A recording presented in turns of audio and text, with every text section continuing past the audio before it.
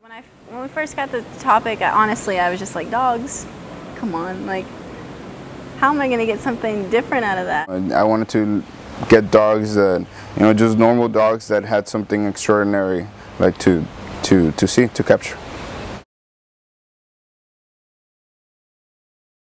I was thinking about going to Reynosa and all the border towns to get some of the shots. And also I was thinking about the Windsor, Texas, and they usually have their own pets. So I was thinking about going to, where they usually live at and taking some of the photos right there. I want to look for a dog sleeping in the street and a car coming. And I have to go to Mexico and walk for 2 hours, and 4 p.m. it was really hot. I was sweating. But finally I looked that moment. I had to run for get enough closer. I not get enough closer, but I had to run, and I took the picture when the dog was get up and the car was coming. Well, Brad, gave us ideas of what to shoot. He said that it would be nice to, if there was a sign looking for a dog or a founded sign, we should find a good angle to shoot at. Let people know that people do take care or like look for their dogs. My dad really loved my other dog. He found out when he passed away. I saw tears in his eyes because he was really his best friend. My dad would go out, have a cigarette, and my dog would always be at his side. So, and for me also, when I go out and he's just there with me on the side and we play and we have fun, and he really is like he's a member of the family, really.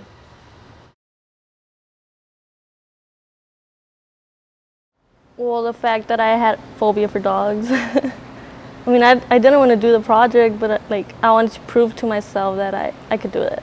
The hardest part was actually with the soccer ball pictures, every time he gets the ball in his mouth, he starts running. And I'll try to get him still, and he'll start taking off. And he'll just be running all around. And he won't stay still because he wants to play. And I was trying to get him in the assignment, to just slow and chill down, just to relax. And he wouldn't. So that was really one of the toughest parts to get him. The hardest part, it was that, like I said, I wasn't taking photos of dogs that I knew, or, so they would just run away. They would not get still, so they just kind of look at you from far away and then take off. So you have like 1 or 2 shots at the most, and then they're gone. The moment is gone. So I was actually driving home. I was already finished, almost done with the roll, and the dog was sitting there in the laundromat, and I was like, that might be interesting. So I jumped out of the car as fast as I could, and I took a photo of it. And it was a really hard print because the light was so weird and it was inside. But I managed to get it out somehow, and I really liked what I came out with. And I like it because I've never seen a picture of a dog in a laundromat before, because they're usually not invited. So my boyfriend took it really hard. he was like the dad. We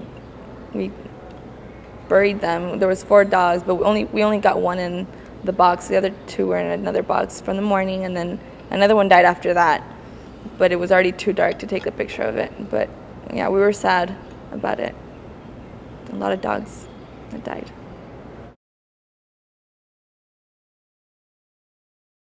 Both the girl and the dog, they're turning somewhere, if somebody's calling them or something.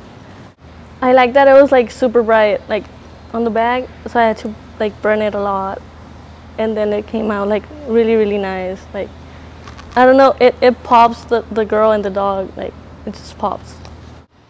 You just see his smile, a really genuine smile from the dog, and you see how happy he really is. It's just a sweet photo to look at. My favorite print is this black dog with a homeless person. Every morning I ride my bicycle on the bicycle road, and just one morning he was there, just getting up from the street, and the dog was eating, and asking him if I can take a picture of the dog. He told me yes, and I don't know, he looked sad, but the dog was happy, I guess, because he was taking care of the dog. And it's kind of sad, that situation, but the man was homeless, but the dog have a home with the homeless man. I really like the composition, the way it turned out to be.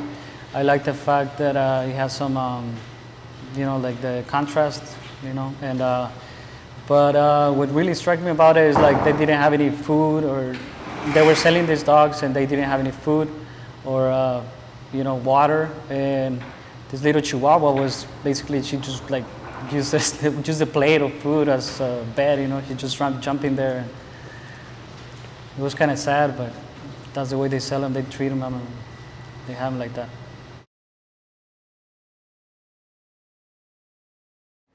Well, I have a phobia for dogs, and I don't like dogs. It's not that I don't like them, I'm just too scared of them. The assignment was kind of a therapy for me, but it wasn't like, I'm still afraid of dogs. Like, it's not like I lost the fear for them. I actually got on the floor to shoot that. I had the camera on the floor looking up at him, and he was just curious to see what I was doing. And it was early in the morning, so I guess he was a little tired, so he's just there looking at me. And the background was really nice, and it was just the perfect condition to shoot in the morning. His name was Cabezone, kind of Italian. He was one of the puppies that was born towards the beginning of the semester, and I don't know, I think he was like 3 months old there, and he was tired, I guess. He yawned, and he was just really cute and fat. That's my sister's dog. I think it was like at noon. Cause I had like this film and I needed like 5 more pictures to print it, to process it. So I just went like really fast and took the pictures. I didn't even think it was gonna come out like that. The dog's name was Blanca, I think, because it's white. But the funny thing is that since we were in Mexico and we were outside and it's on a dirt road and the house was all on dirt and there's not much grass, it wasn't white, it was actually fairly brown. The little girl was I think she was a friend of the family. But the reason I shot her hand in the photograph was because I wanted to focus on the dog, but I also wanted to put something else in there that was interesting or mysterious, like where's that hand coming from? And she was trying to get the dog to look at the camera, which I thought was really cute, because you try to get kids to look at the camera by holding something behind it or smiling, and she was just trying to get the dog to look at the camera, which I thought was really funny because it wouldn't. That's my dog. He's a year old. His name is Güero. He's a year and a half old. I've had him for a year. I usually stay in Brownsville, so I finally went home and I wanted to play with my dog. I hadn't seen him in a while, so I took him out to play because there's this big field in front of my house. So I got a stick and I started throwing it, and he just ran around like crazy. And he just decided he was tired, so he sat down. He had his tongue out, and I thought it was really cute, so I just snapped the picture. Well, that one is at the flea market in Olmito. Like I said, I just went to the flea market looking for people with dogs, and at this specific photo, I was just walking around. I saw this girl, and she was eating some tacos, and she wasn't facing me. She was like, I was looking. She wasn't facing me, right? So I could see the face of the dog through her shoulder. So I just took a photo, and she heard the snap, and she turned around and took another one. And what it was kind of funny to me because they had the same hairstyle, the dog and the little girl. So it was kind of funny. This one just made me laugh. I just thought it was funny. When I printed it immediately after it came out, I giggled and showed everyone, like, look, this is funny. This was at PetSmart. I was at a loss for dogs, so I just went to the ones that are caged. Went to the source? Yeah, went straight to the source. I think the dog pictures were like my best pictures. I guess because it had like a lot of emotion involved, like, because I had like a lot of fear, so it was like I put a lot of effort into taking the pictures.